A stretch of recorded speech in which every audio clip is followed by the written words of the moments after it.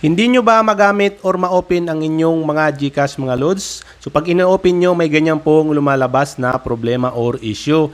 And then kahit ulit-ulitin nyo po yan, hindi nyo po yan ma-open hanggat hindi nyo po nasosolve yung issue na hinihingi ni GCash. So itatry natin mga loads. So ayan, pag inopen natin, ganyan-ganyan po ang lalabas sa ating mga GCash. So para po ma-open ulit yan or para po ma-solve yung issue na yan mga loadis, yan po ang ituturo natin sa tutorial na ito. Madali lang naman po ito, follow nyo lang po ang gagawin ko at ituturo ko po sa inyo yung mga step na kailangan nyong gawin para po isolve yung issue na yon na hinihingi ni GCash. Okay? So ang una lang po natin gagawin ay pumunta lang tayo sa setting ng ating mga cellphone. Ayan, katulad nyan. And then, i-open nyo lang po ang setting ng inyong device or cellphone. Pagdating po dito sa setting ng ating mga cellphone, hindi po lahat pare-parehas ang setting ng ating mga device. So, ang hahanapin po natin ay developer option. Ang problema po mga lodis, ang developer option ay hindi po yan sa lahat ng device ay lumalabas sa ating mga setting. Kahit po na naka-turn on yan. So, dito sa akin, sa Samsung, ang gamit ko dito po, ang developer option niya po ay nag-pop up dito sa setting kasi naka-turn on po yan. So yan po ang hinihingi ni GCash po, kailangan daw po i-turn off yung developer option. Ayan. Yan nga po ang problema, hindi lahat pare-parehas ang setting natin. So sa ibang cellphone, iba ang setting ng developer option. Yung kahit naka-turn off po siya or kahit naka-turn on, hindi siya lumalabas dito sa setting. So kung lumabas naman po sa inyo, ganito po ang gagawin nyo, hanapin nyo yung developer option na yan or pwede nyo pong i-search dyan sa search button na yan. Ayan, search nyo po dyan, i-search nyo po itong developer option and then i-open nyo po. Yan po ay kung nag-pop up dito sa setting nyo. And then ang gagawin nyo po ay kailangan nyo po yung i-turn off. So ito para doon sa mga nagpa-pop up muna. So para doon sa mga hindi nag-pop up, ituturo ko yan sa next step po. Okay? So follow nyo po muna to para doon sa mga nag-pop up. So ganito po ang gagawin nyo. I-turn off nyo lang po ito. Ayan. Yung developer option nyo. Ayan po. And then pag na-turn off na po yan, mawawala na po yan sa mga setting natin. Bali kailangan nyo ulit yan i-turn on para po mag-pop up dito sa setting natin. So ngayon po, balikan nyo po ang GCash pag once po na na-turn off mo na yung developer option mo. Back tayo. I-open natin yung GCash natin. Ayan.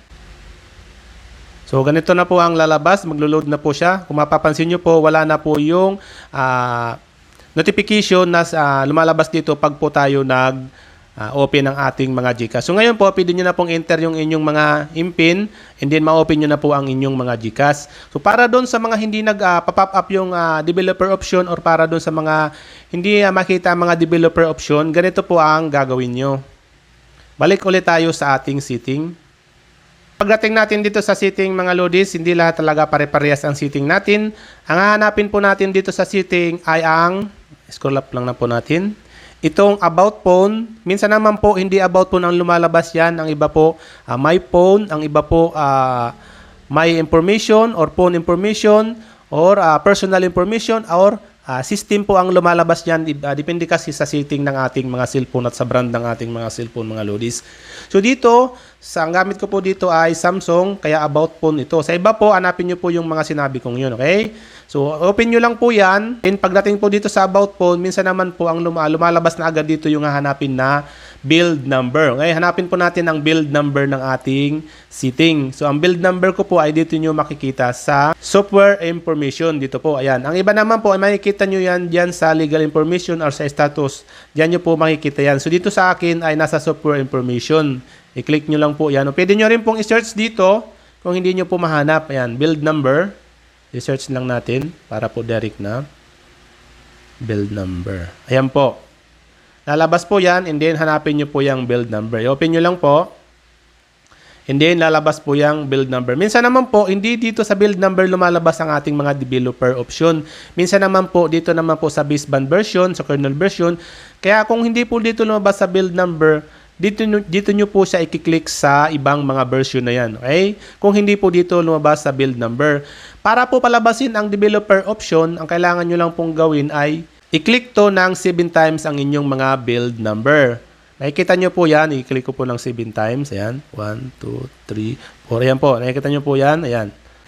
And then yan, developer mode has been turned on. Ngayon po, pag na-turn on na yung inyong developer option, ang iba po, ay andito na agad nyo siya makikita sa inyong mga software. Okay? Lumalabas po siya dito, or minsan naman po ay automatic na pag once po na na-turn on natin, doon na tayo mismo sa developer setting ay napupunta. Kaya po kung ganun po ang lumabas sa inyo, kailangan nyo pong i-set up or i-turn off agad yung inyong mga developer. Okay mga lodis? Kasi po, hindi nga po lahat pare-parehas yung setting ng ating mga cellphone. Ngayon po, kung hindi po lumabas dito sa lumabas agad or mag-pop up agad sa inyong mga software o dito sa build number nyo po, i-back nyo lang po. Baka po nakatago lang yan sa setting ng inyong mga cellphone. So, i-search nyo lang po dito. Ayan. Developer option. Ayan po. Developer option po. I-click nyo po yan. Pag once po na na-turn on nyo na yon. Ngayon po, mapupunta kayo direct dito sa developer option setting ng inyong mga device. So, ang gagawin nyo po, i-turn off nyo po yan. Ayan, naka-turn on po yan sa taas. Kailangan nyo pong i-turn off yan. Ayan, para po ma-solve yung issue ng inyong mga GCash. So, i-back nyo lang po yan. Pag once po na naka-turn off na yan, and then pwede nyo na po i-open ulit yung inyong mga GCash. Ayan po. So, pwede nyo na po enter yung inyong PIN, and then magagamit nyo na ulit po ang inyong mga GCash. So, ganun lang po ang gawin nyo, Lods, kung hindi nyo po ma-open yung inyong mga GCash at kung ganun po ang issue na re-receive nyo sa inyong mga GCash. So, napakadali lang naman po. Sana po nasundan nyo. Kung may katanungan po kayo, pwede po kayo mag-comment sa comment section ng video na to at sasagutin po natin yan sa abot ng ating makakaya. Hanggang sa muli, Lods. Much love. God bless.